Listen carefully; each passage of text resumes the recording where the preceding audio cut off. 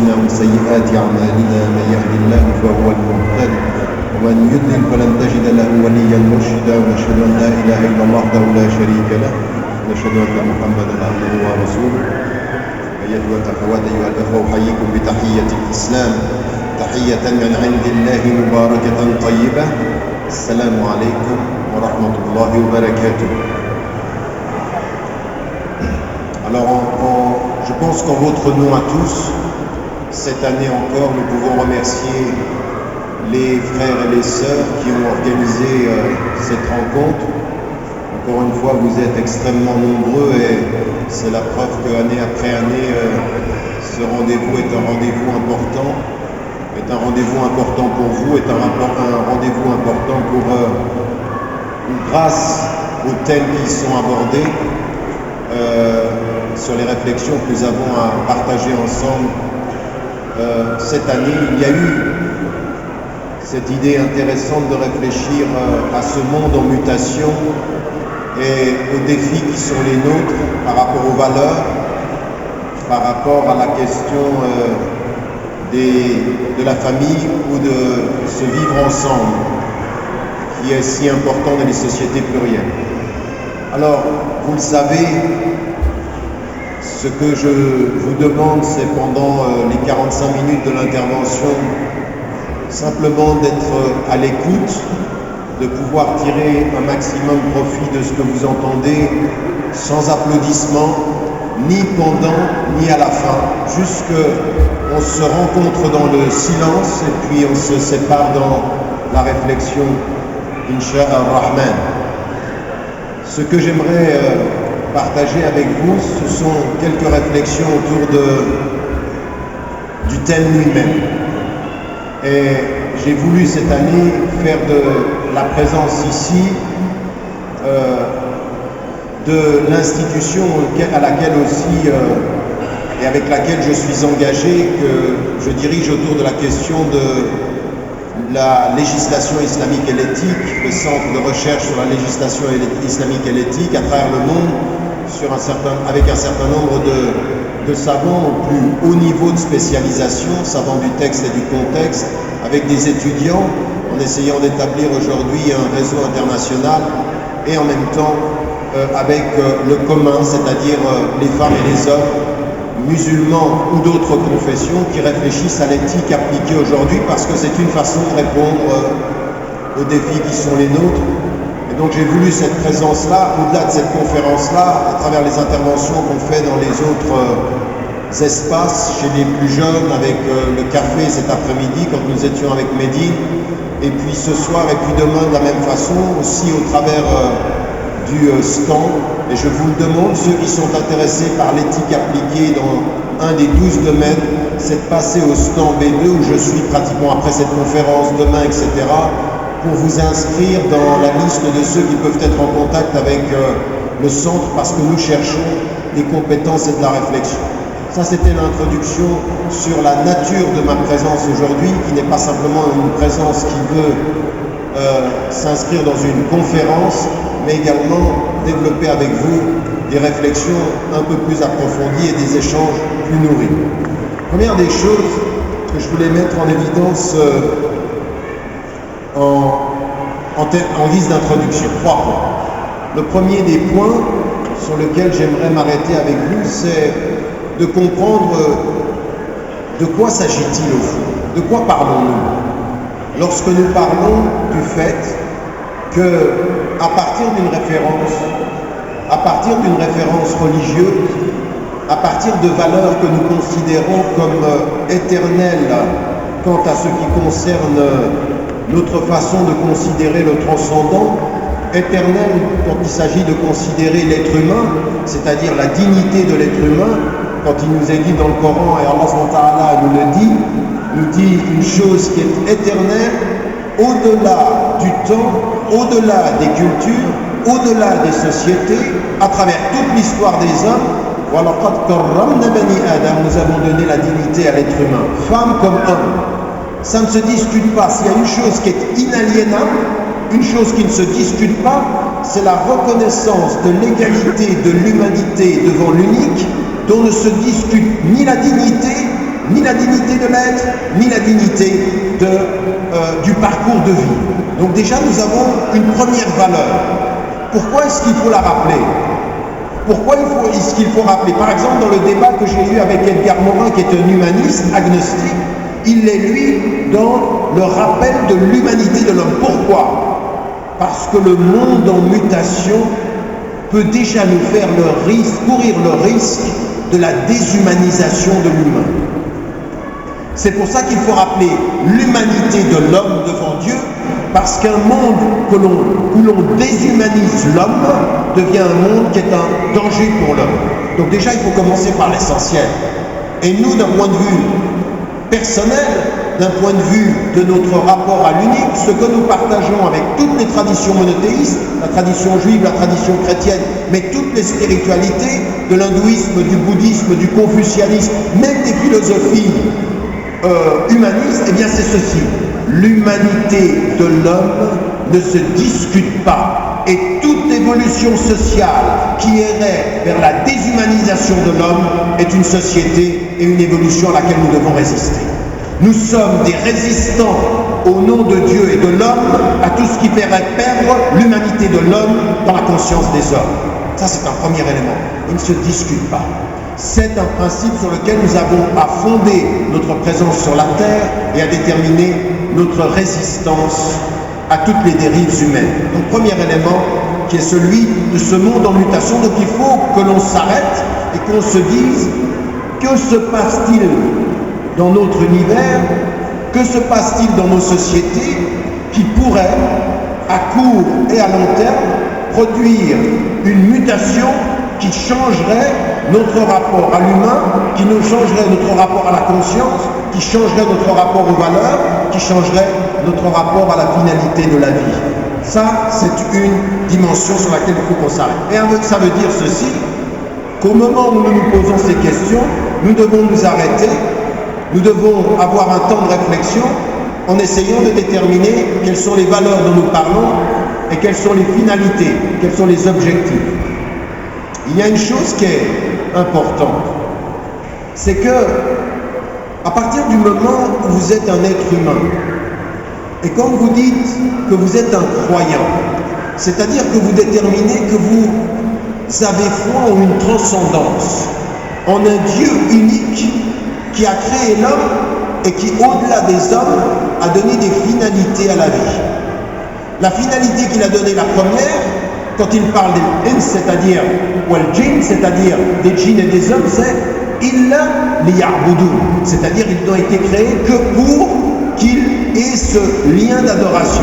Mais attention, le lien d'adoration, ça veut dire non pas simplement qu'on se mette à côté de la vie et qu'on l'adore loin de la vie, non, mais qu'on mette l'adoration au cœur de la vie et qu'on l'adore dans tout ce qu'on fait de notre vie. C'est le contraire. C'est pas loin de la vie pour l'adorer, c'est dans la vie pour que tout ce que l'on fasse soit une manifestation de notre adoration. Et une manifestation de notre adoration, ça veut dire que nous respectons dans l'humain ce qu'il a voulu pour l'homme, c'est-à-dire la dignité dont je parlais tout à l'heure. Ça, c'est la finalité première, celle que nous devons comprendre par rapport à l'homme. Et ce qu'il a voulu pour nous, c'est une dimension également importante dans notre vie, comme une finalité de notre engagement, et l'amr bil ma'ruf wa nahy 'anil munkar, c'est-à-dire la reconnaissance et la recommandation de tout ce qui est bien pour les êtres humains et la résistance à ce qui pourrait être le mal pour les êtres humains. Donc il y a une finalité qui est d'adoration, mais une adoration qui se transmet par la réalité de notre respect d'un certain nombre de valeurs que nous devons déterminer et sur lesquelles nous devons nous appuyer dans la vie, quelles que soient les mutations de la société. Et ça veut dire aussi que nous en arrivons à une forme, une expression à partir de l'islam qui est un réel humanisme. André Boisard avait écrit un jour, lui qui n'était pas musulman, il avait écrit en français un ouvrage qui s'appelait « L'humanisme de l'islam ». Parce qu'il faut faire attention, il ne faut pas laisser certains courants de pensée monopoliser la notion de l'humanisme. Au nom de notre foi, nous développons un humanisme.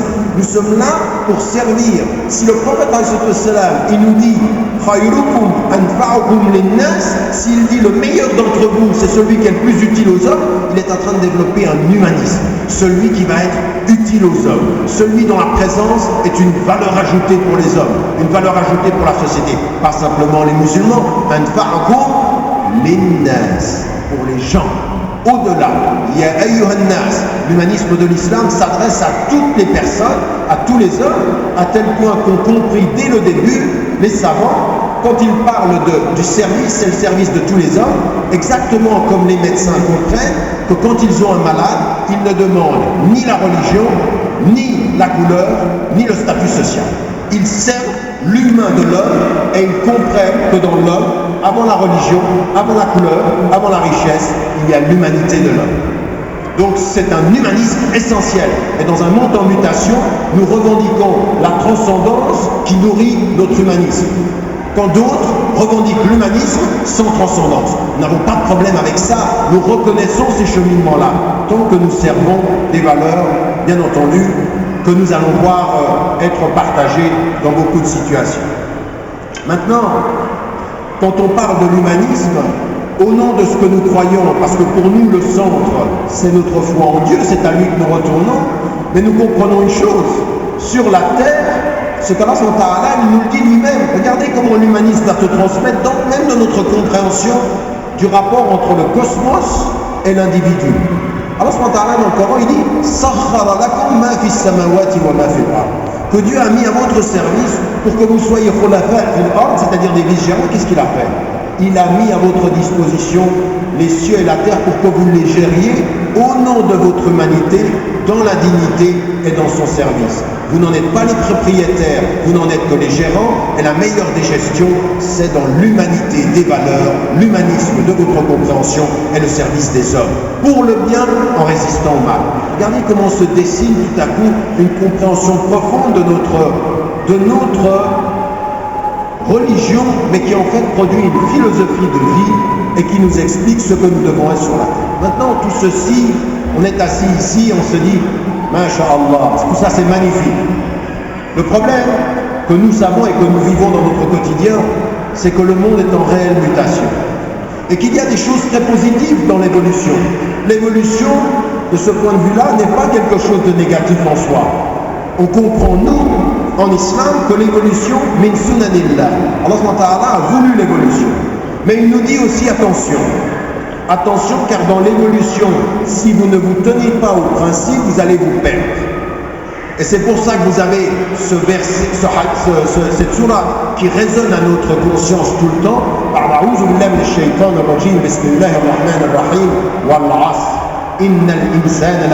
C'est un tout petit verset à la fin, mais il résonne comme un enseignement historique et éternel. Par le temps, l'homme va vers sa perdition. Pourquoi? Parce que dans le temps, l'homme oublie les valeurs et se perd dans l'évolution du temps, dans les mutations qu'il ne contrôle plus. Par le temps, l'homme va vers sa perdition. Ça veut dire quoi? Qu'est-ce que c'est se perdre? Se perdre, c'est ne plus avoir le contrôle des indicateurs de notre évolution. Quand on a perdu le contrôle de ce qui nous fait évoluer, nous nous perdons. Et quand nous nous perdons, nous allons à notre perte. C'est la fameuse, le fameux film que vous connaissez, qui est un film halal,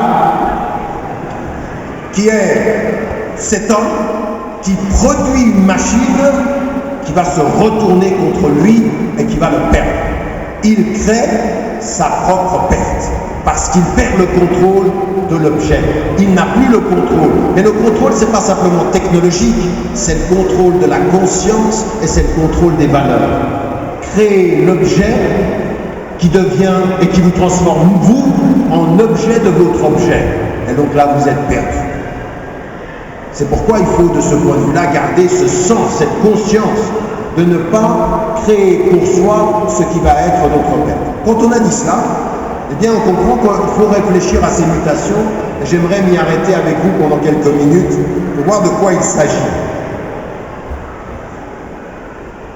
Qu'est-ce qui peut produire un objet qui va faire perdre au sujet qui l'a produit sa qualité de sujet. Quand est-ce que je deviens objet de mon objet? Vous me suivez là, c'est facile pour l'instant. Il y en a qui disent Tarek qu'il est en train de décoller. Non, là on n'a pas décollé. Un sujet produit un objet et cet objet le transforme lui-même en objet. Eh bien, qu'est-ce que c'est ceci? Ceci, c'est exactement le moment où nous créons, dans la mutation du temps, de nouvelles dépendances. Où en fait, ce que nous avons produit prend un rôle dans notre vie où nous n'arrivons plus à vivre que par la présence de ce que nous avons produit. Ça s'appelle comment ça? La société de consommation. La société de consommation vous dit il faut avoir pour être et vous finissez par penser que vous n'êtes que dans ce que vous avez. Vous me suivez? Non, vous applaudissez. Alors là, c'est pas le moment. D'ailleurs, c'est jamais le moment, je vous suis. C'est interdit. On peut le dire en égyptien. Vous avez compris, quand on dit haram alayk en égyptien, ça ne veut pas dire haram haram, ça veut dire haram alayk. Tu fais pas.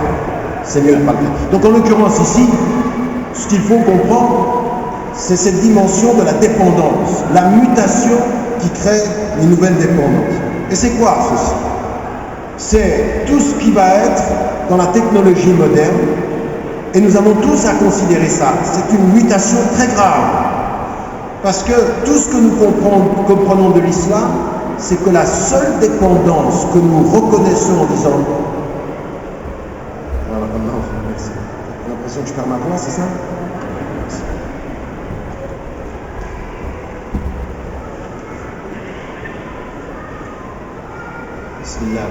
La seule dépendance que nous reconnaissons, c'est de dire La ilaha illallah, je reconnais ma dépendance vis-à-vis de Dieu. Mais en reconnaissant ma dépendance vis-à-vis de Dieu, le fait que je ne trouve la paix que dans sa présence, ça veut dire que je vais essayer d'être indépendant de tout le reste. C'est que ce que j'ai n'est qu'une chose que j'ai, mais ne définit pas ce que je suis. Car si je finis par définir ce que je suis par ce que j'ai fait de l'objet un élément qui domine ma présence, donc je deviens l'objet de l'objet. Et ça, pour nous aujourd'hui, une des caractéristiques dans laquelle nous vivons, et attention, souvent on dit c'est l'Occident qui est comme ça. Non. Allez à Casablanca, allez à Alger, allez en Tunisie, allez au Caire, mieux, allez à la Mecque.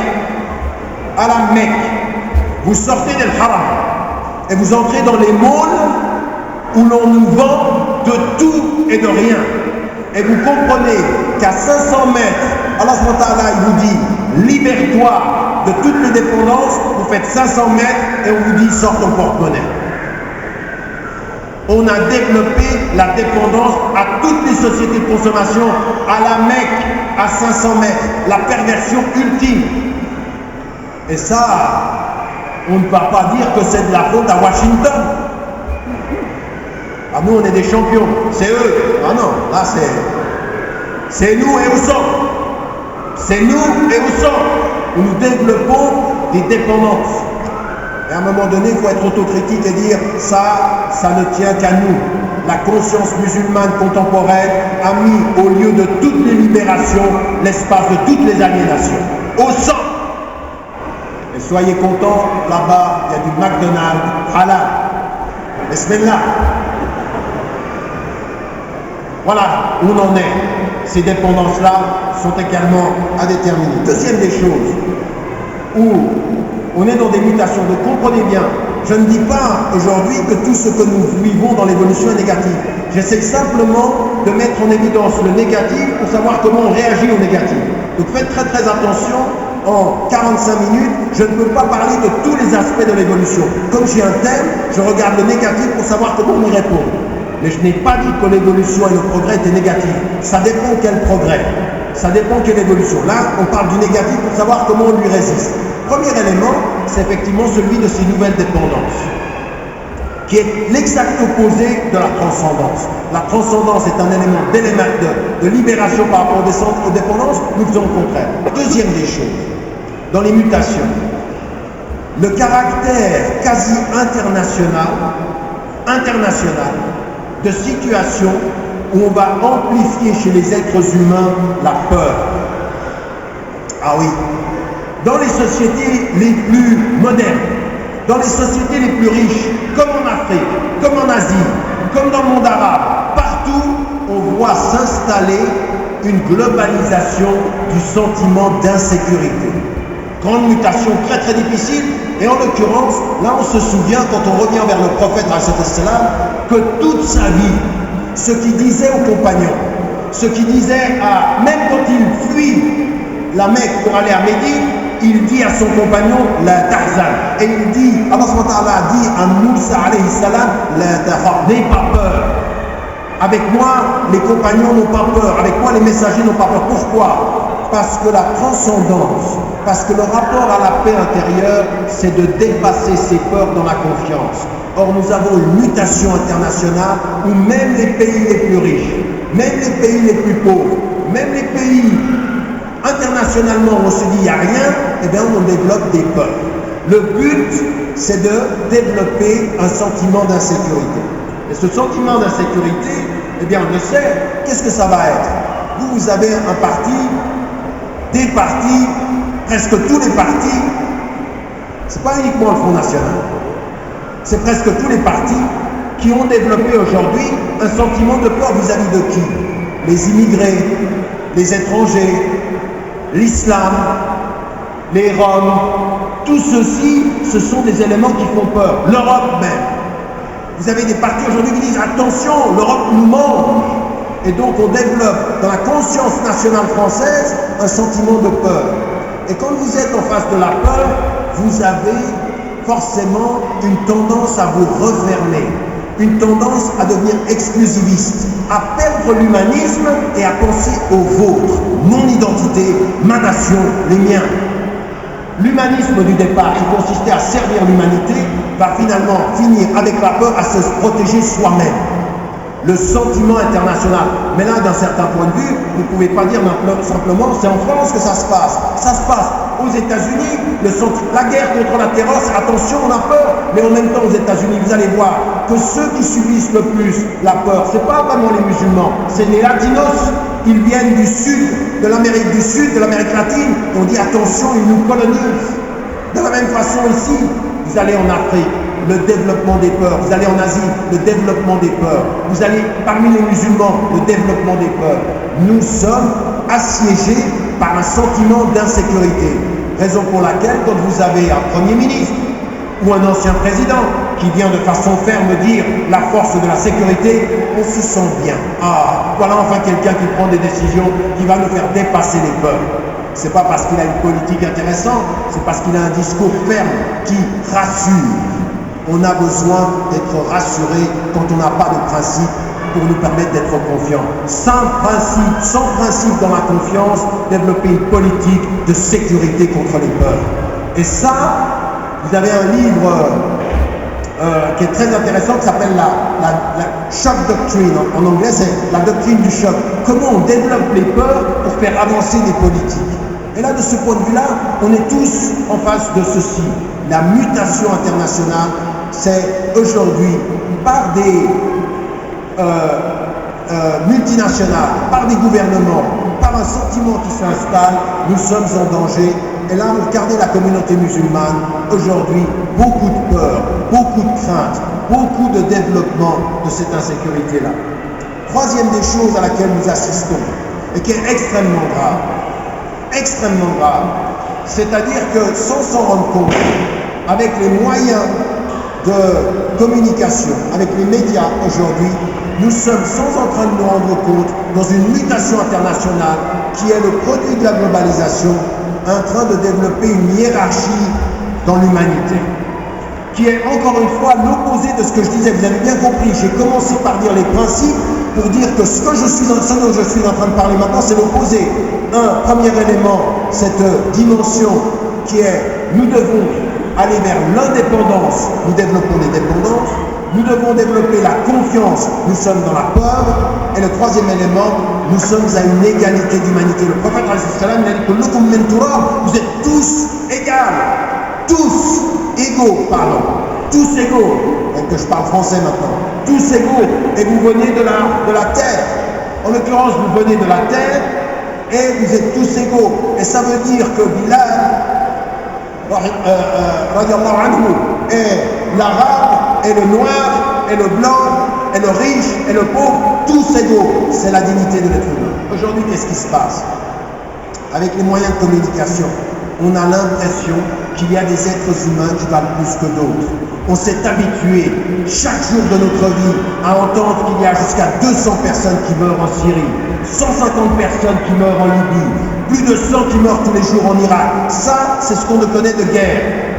150 000 personnes qui meurent par jour par l'injustice du système économique international. Et personne n'en parle. Un soldat, deux soldats, britanniques, américains ou français, et le monde se réveille.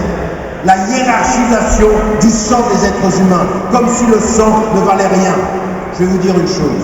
Récemment, je discutais avec des bouddhistes qui parlaient de ce qui se passait en Birmanie.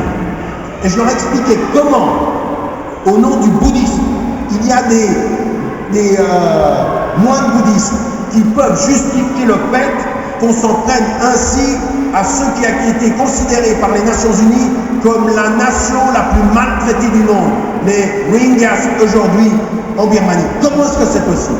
Et vous savez ce qu'il m'a dit? Il m'a dit, certains sont arrivés au nom du bouddhisme à faire en sorte qu'on déshumanise ceux dont on parle. Ce ne sont plus des êtres qu'on considère comme des êtres humains. On les a déshumanisés. L'un des grands problèmes dans l'humanisme qui se perd aujourd'hui, c'est la capacité à déshumaniser les opposants. Vous voulez un autre exemple? À l'heure où je vous parle. Comme vous, il y a quelques années de ça, j'espérais que le nouveau président des États-Unis, Barack Obama, allait prendre des dispositions qui étaient en opposition à la politique de George W. Bush. Parce qu'on s'est dit, là quand même, les États-Unis ont atteint le fond du fond. Depuis qu'il est élu, les attaques aux drones sous l'autorité de Barack Obama ont été multipliées par 3. Vous savez ce que c'est les attaques aux drones? C'est des gens qui sont assis dans des bureaux en Californie, qui téléguident des avions sans pilote au Yémen, au Pakistan, en Afghanistan, et qui tirent sur des personnes qui sont au sol. Et on sait aujourd'hui que les dommages collatéraux qui tuent des personnes, qui sont innocentes, des femmes, des enfants, et on les tue et on vous dit, oui mais il y avait un terroriste parmi eux. Comme si la valeur des innocents n'avait rien. Comme si par exemple, 1400 personnes, et ça c'est le minimum, 1400 personnes, et sans doute plus de 2000, pendant les interventions israéliennes à Gaza, qui tirent sur les immeubles, qui tirent sur les écoles. Et qu'est-ce qu'on nous dit? Qu'ils avaient mis des enfants parce que derrière il y avait des terroristes. Donc on a tiré parce qu'il faut protéger notre pays. Ceci, ça s'appelle la déshumanisation de l'ennemi. Ça s'appelle enlever la qualité d'humain, considérer qu'on a normalisé le sang des Africains. Alors où je vous parle, moi je suis désolé, je suis contre les interventions françaises en Afrique.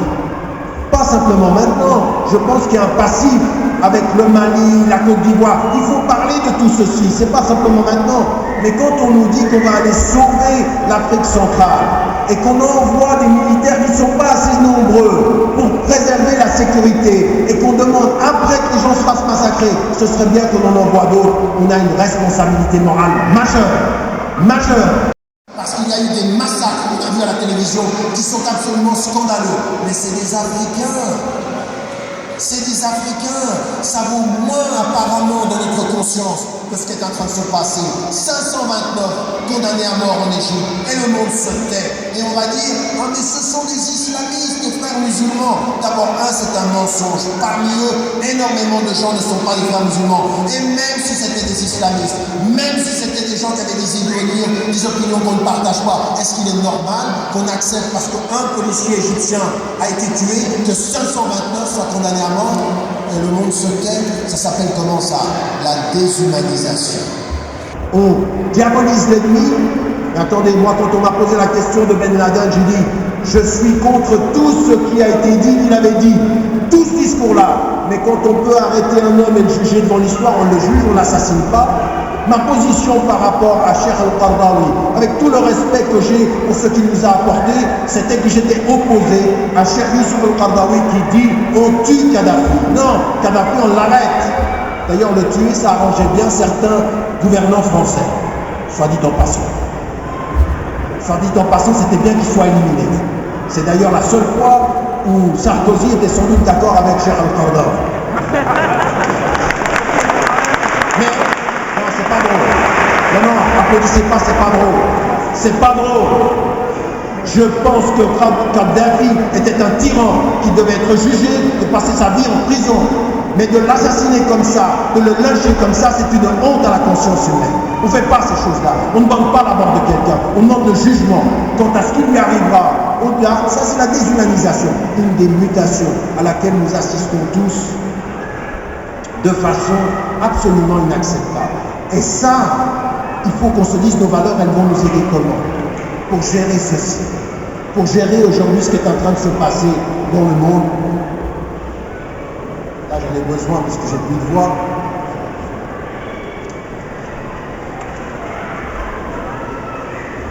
Donc ça, c'est une chose qui est importante. Et je ne vais pas citer, là, j'ai cité des exemples où des musulmans, des Africains. Vous savez, j'ai pris les mêmes positions. Quand le gouvernement chinois me dit vous n'êtes pas bienvenus chez nous parce que je soutiens les Tibétains, je continuerai et nous avons à soutenir la lutte des Tibétains pour leur reconnaissance.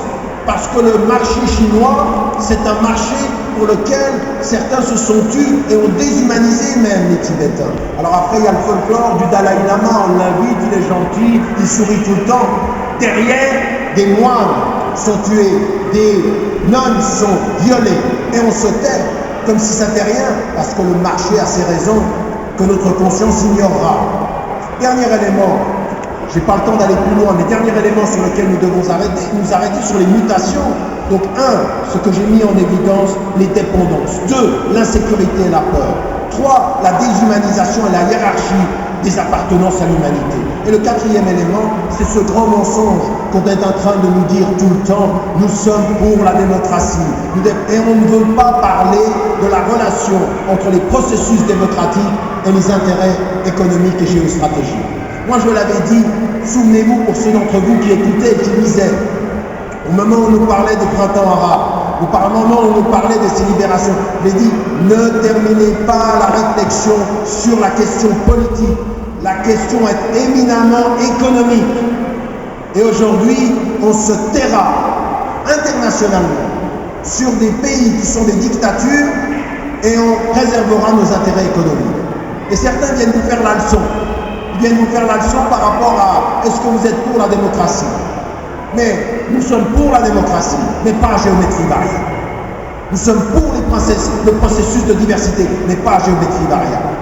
Et moi, on ne vient pas me faire la leçon. Aujourd'hui, est-ce que vous êtes pour la démocratie? Quand pendant des années, on a soutenu Ben Ali en Tunisie, qui est un dictateur et qui a tué. On ne vient pas me faire des leçons de démocratie quand on a soutenu Saddam Hussein qui a tué. On ne vient pas me faire des leçons de démocratie quand aujourd'hui on se tait sur les dictatures des pétromonarchies et des États du Golfe, quand ils soutiennent aujourd'hui nos intérêts. Personne ne vient nous donner des leçons.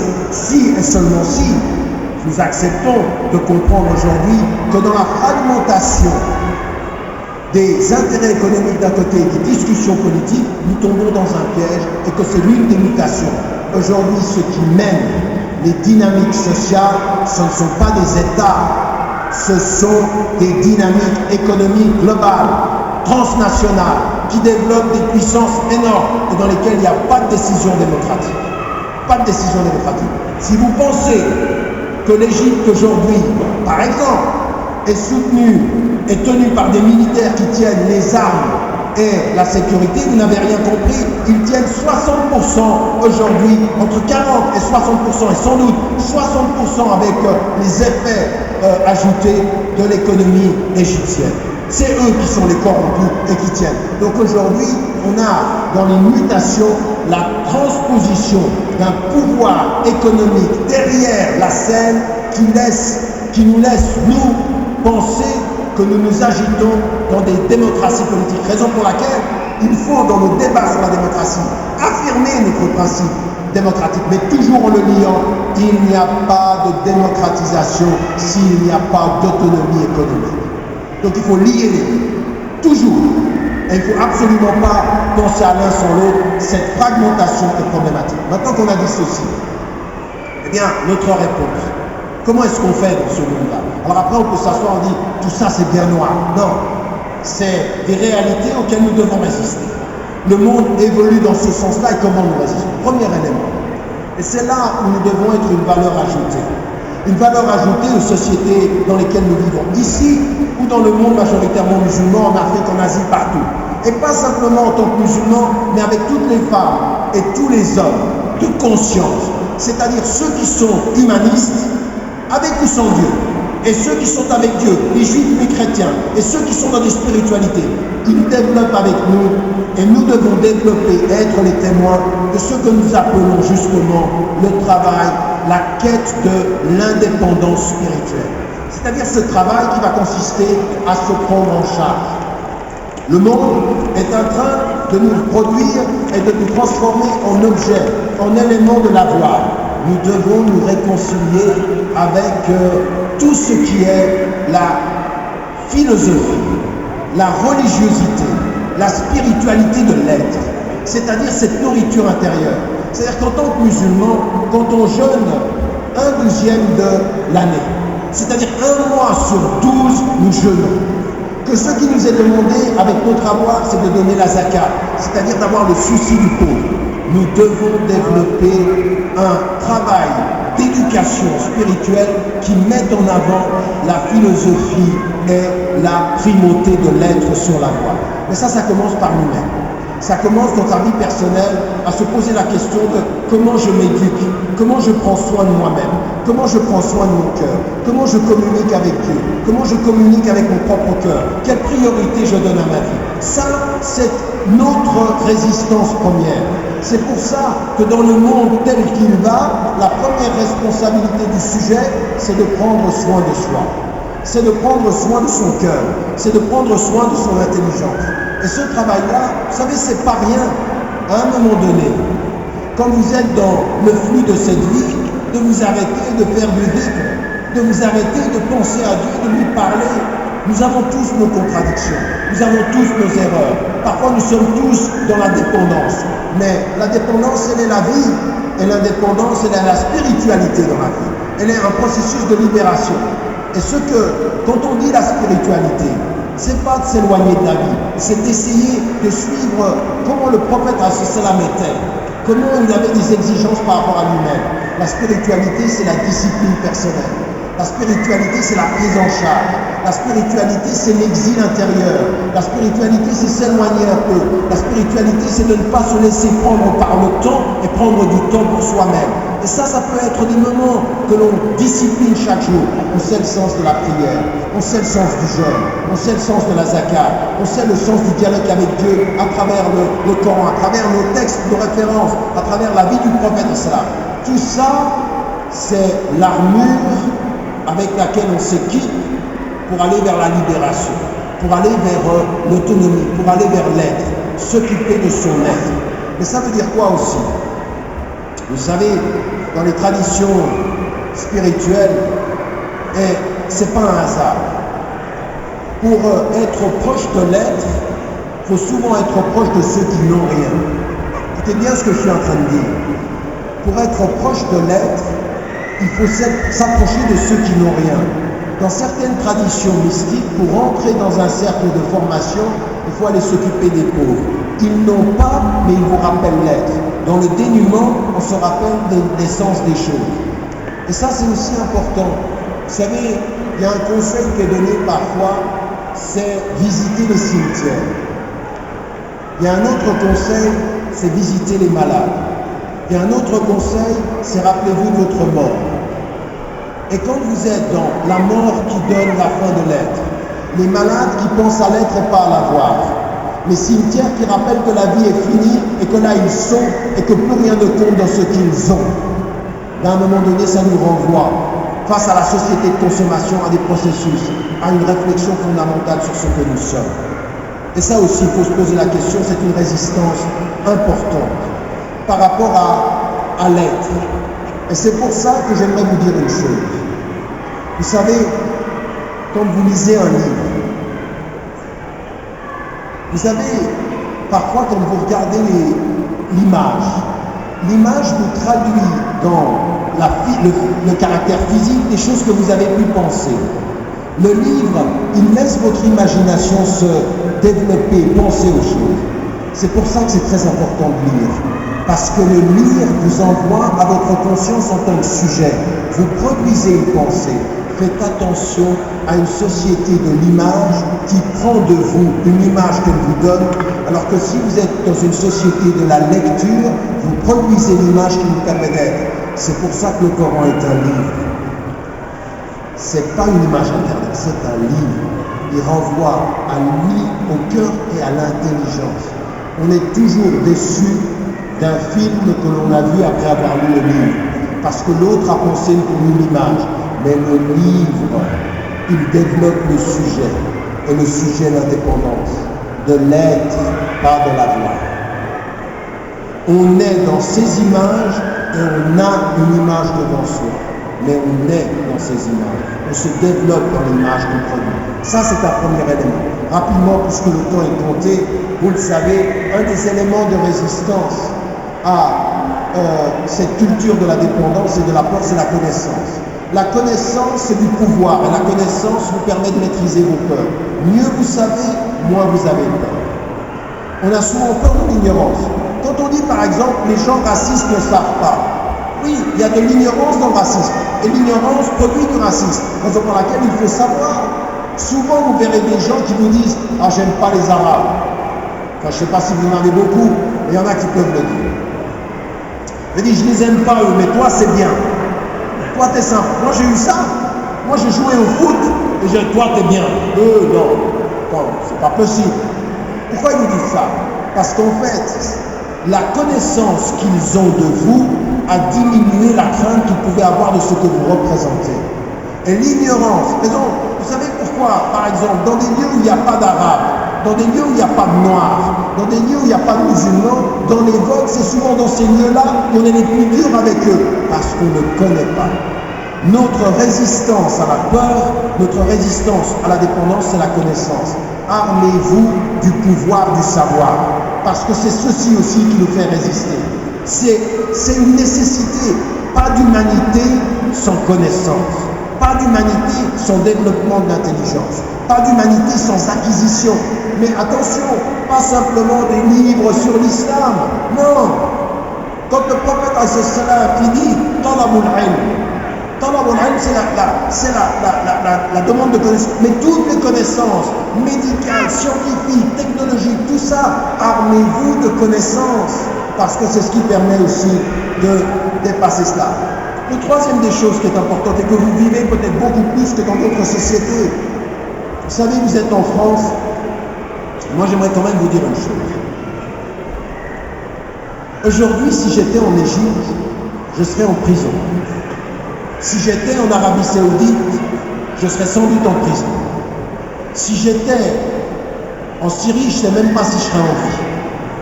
Si j'étais français de nouveau, dans beaucoup de pays majoritairement musulmans, la vie serait en danger, vous seriez en prison. Nous vivons en Occident, vous vivez en France, et il y a une chose que vous ne pourrez pas, ni en conscience, ni en personne, nier, c'est que vous avez un espace de liberté. Un espace de liberté pour être, un espace de liberté pour connaître, un espace de liberté pour vous exprimer. Peut-être que vous n'êtes pas dans les médias, peut-être que vous n'êtes pas dans les médias que les gens regardent, les médias populaires, mais vous avez les moyens de vous exprimer. Vous avez de la liberté, vous avez la possibilité d'agir.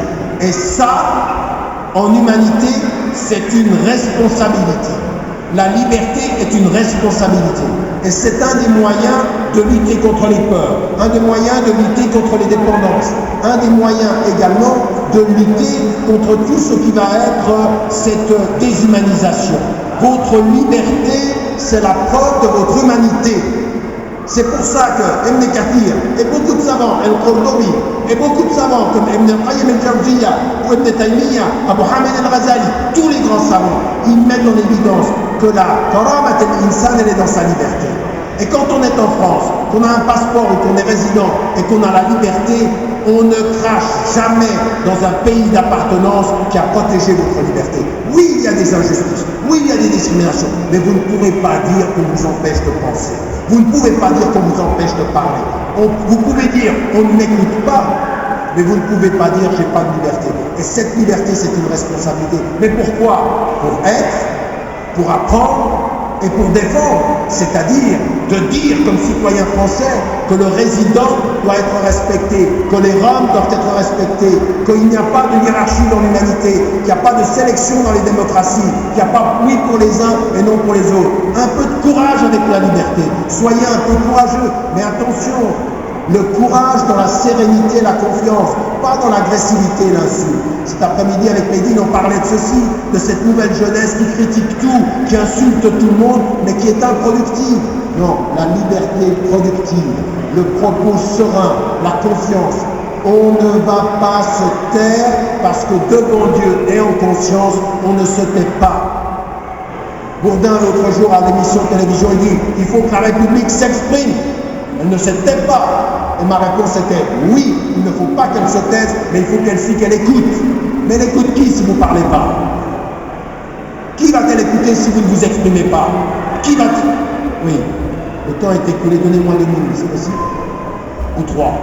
Merci beaucoup. Donc la liberté. De ce point de vue-là, il y a un 4e élément qui doit nous permettre de résister à tout ça. Une chose sur laquelle j'insiste beaucoup, c'est l'autocritique. Qu'est-ce que je disais tout à l'heure par rapport à la Mecque? Qu'est-ce que je disais par rapport aux sociétés majoritairement musulmanes? Qu'est-ce que je peux dire par rapport aux Français de confession musulmane à l'intérieur? Nous devons faire un travail d'autocritique constructive. Les principaux responsables de nos problèmes, c'est nous-mêmes. Les responsables de notre manque de courage, c'est nous-mêmes. Les responsables de notre incapacité à dialoguer entre nous, c'est nous-mêmes. Les responsables de notre déroute parfois sur le plan social, c'est nous-mêmes. Il ne faut pas continuer systématiquement à rejeter la faute sur autrui, à un moment donné, de façon très constructive et avec confiance. Encore une fois, regardez les choses en face et continuez ce travail. L'autocritique est une nécessité de la conscience autonome, confiante et sans peur, et qui considère les êtres humains. C'est ça que veut dire le hadith du prophète sallam. Aide ton frère qu'il soit injuste, juste ou injuste. Injuste à dire je serai ton autocritique, je ne te laisserai pas faire. Je ne te laisserai pas faire. Au nom de notre foi et au nom de nos valeurs, je ne te laisserai pas faire. Donc ça, cette autocritique, elle est importante. 2 choses que je voulais mettre en évidence, c'est en toutes circonstances. Vous savez, il y a des gens qui viennent ici, qui sont des services de renseignement. Tout à l'heure, j'en ai vu un, je l'ai salué, et je lui dis, vous savez, vous êtes le bienvenu. Mais ils sont le bienvenu. Venez écouter. Peut-être qu'on va se mettre d'accord sur les choses. Et écoutez ce qu'on dit, tout ce qu'on dit. Et on voit aussi des gens qui viennent et qui ne sont pas de confession musulmane, et qui viennent vous dire, mais c'est étonnant ce que vous dites, je ne m'attendais pas à ce que vous disiez cela. Parce qu'évidemment, avec ce qu'on nous entend, ce que certains disent qu'on a dit et qu'on n'a jamais dit et qu'ils ont pensé à notre place, évidemment que quand ils viennent nous entendre, ça ne marche pas. Oui. Et à partir d'un certain moment, nous, ce que nous devons comprendre, c'est une chose. Et je vous enjoins, c'est presque une invitation qui est presque un commandement du futur. À aucun moment, vous ne fermez les portes du dialogue. À aucun moment, vous cessez le dialogue. Même si, et avec les pires, à aucun moment vous fermez les dialogues. Si le prophète a continué à parler à Abu Lahab, c'est-à-dire il a continué le dialogue, il a continué l'expression avec ceux qui voulaient le tuer, à aucun moment vous cessez le dialogue. Vous savez pourquoi? Parce que les gens ne savent pas ce que vous avez à dire. Et ce que vous avez à dire, il faut continuer à le dire, à vous faire entendre, avec calme, en répétant, une fois, 10 fois.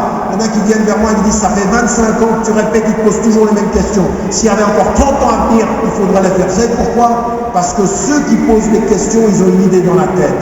Mais ils ne se rendent pas compte qu'il y a des gens qui vous écoutent. Et ils écoutent et ils voient qu'il y a une cohérence, qu'il y a une clarté, qu'on avance.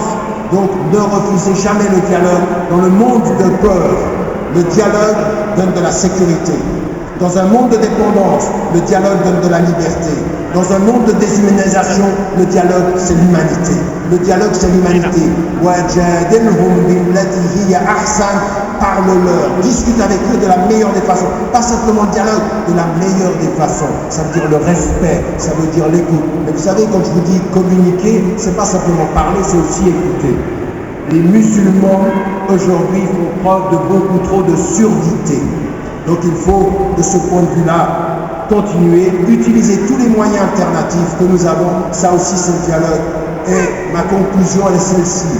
Face à toutes ces mutations, ne jamais oublier la liberté de son cœur, ne jamais oublier la liberté de sa conscience, ne jamais oublier le courage de son engagement. Ça veut dire la libération des cœurs, c'est le meilleur moyen de se libérer des dépendances.